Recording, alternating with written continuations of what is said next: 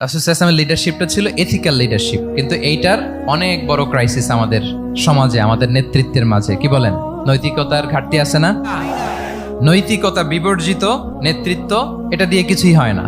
একটা জাতির ধ্বংসের জন্য নৈতিকতা বিবর্জিত নেতৃত্বই যথেষ্ট। আমানতদারিতা, সততা, অনেস্টি, ট্রাস্টওয়ার্দিনেস, এটা অনেক জরুরি নেতৃত্বের জন্য। নেতা হতে চাইলে তাকে আমানতদার হইতে হবে। যদি একজন ট্রু লিডার কেউ হতে চায়, তার মধ্যে আমানতদারিতা চাই। কি চাই? আমানতদার, তাহলে ইন্টিগ্রিটি। মজার ব্যাপার হচ্ছে, মক্কার কোরাইশরা, মক্কার লোকেরা রাসূল সাল্লাল্লাহু আলাইহি ওয়াসাল্লামের কাছে এসে আমানতের সম্পদ গচ্ছিত রাখতো। আবু জাহেলের কাছে রাখতো না, উতবা, শাইবা, ওয়ালিদ ইবনে মুগিরা, কারো কাছে রাখতো না। খেয়াল করে দেখেন, দল করে আবু জাহেলের, দল করে কার?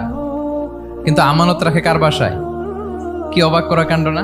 কর্মী হচ্ছে আবু জাহেলের, কিন্তু আমানতের সম্পদ রাখে কার কাছে?